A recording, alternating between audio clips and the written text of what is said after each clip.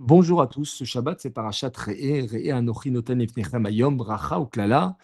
Donc vois, Akadosh Baruch Hu te place devant toi la bracha, la bénédiction, et Targum, Yonatan, dit que Aklala, c'est pas la malédiction, mais c'est une autre forme de bénédiction.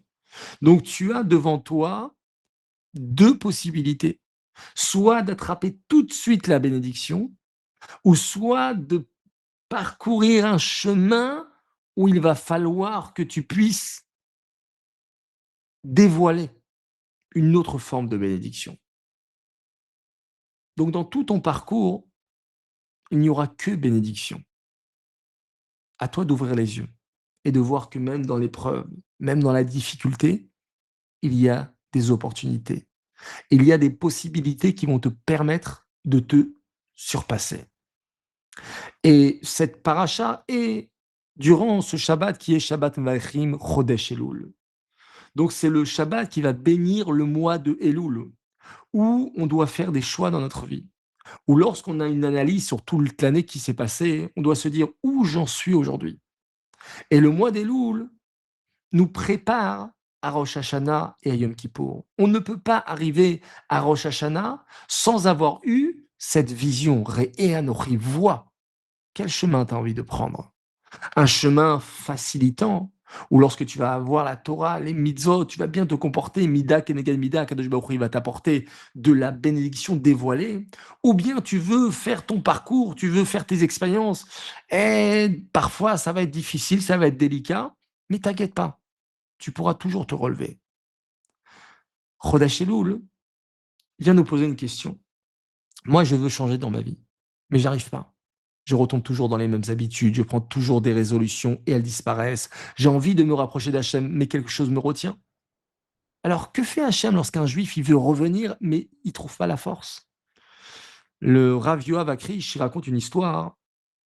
Pendant la Shoah, vivait un médecin juif. Pour réussir dans sa vie, il avait renoncé au judaïsme et s'était converti, lo halénou, au christianisme. Grâce à cela, il est devenu un personnage important jusqu'à être nommé maire de la ville. Donc, vu de l'extérieur, il avait tout, le respect, la réussite, l'argent, une position prestigieuse. Mais personne ne voyait ce qui se passait dans son cœur, car au fond de lui, il souffrait. Il regrettait chaque jour d'avoir quitté Hachem. Parce qu'on ne nous raconte pas d'histoire, mais une personne qui n'est pas alignée corps et âme, matériel et spirituel, ne peut pas connaître la réussite, ne peut pas connaître le bonheur. Tu veux faire plaisir simplement à ton corps, tu veux profiter simplement du matériel, tu ne vis que dans une illusion. Mais quand tu arrives à jumeler les deux, à fusionner les deux, donc je suis dans la matérialité, je suis en vacances, je profite, je prends du bon temps, mais en même temps, j'étudie la Torah et je profite que j'ai un peu plus de temps pour davantage m'investir dans Torah et Mitzvot, alors je suis complètement aligné et les vacances dans lesquelles je vis sont productifs parce que je suis complètement en fusion entre mon corps et l'âme, le matériel et spirituel. Et cet homme-là qui quitte la Torah, qui quitte le judaïsme, il ne peut pas être heureux parce qu'au fond de lui, il regrette chaque jour d'avoir quitté Hachem. Puis arrive la guerre, les nazis l'arrêtent, contre toute attente, puisque lui, il avait complètement renié la Torah et les mitzvot. Il lui dépose un Sefer Torah devant lui et il lui lance un défi terrible. Jette ce Sefer Torah dans le feu ou on te jette avec lui. Alors là, hein, il regarde toute sa vie défiler. Il avait quitté Hachem une première fois, il ne veut plus recommencer. Alors il répond avec un courage extraordinaire. J'ai déjà abandonné Hachem une fois, je ne l'abandonnerai pas une deuxième fois. Alors il serra le Sefer Torah contre lui et il choisit de mourir avec lui. Après sa mort, sa famille, elle découvrit dans son manteau, cousu dans son manteau, une lettre qui l'écrivait régulièrement. On pouvait lire les mots comme ça. Ribono Shel maître du monde, je suis né juif. Aide-moi à revenir vers toi. Fais que je puisse mourir comme un juif. Toute sa vie, cet homme avait porté ce désir. Il ne savait pas comment revenir. Il n'en trouvait pas la force, mais Hachem voyait ce que personne d'autre ne voyait, son cœur. Donc le mois des Louls doit nous pousser à vouloir véritablement. Rien ne résiste devant la volonté. Si tu veux vraiment, tu réussis. Peut-être que tu n'arrives pas encore à changer. Peut-être que tes habitudes, elles sont plus fortes que toi. Peut-être que tu tombes encore et encore. Mais si vraiment Tu as ce désir de revenir vers Hachem et tu dis: «Hachem, je veux être plus proche de toi».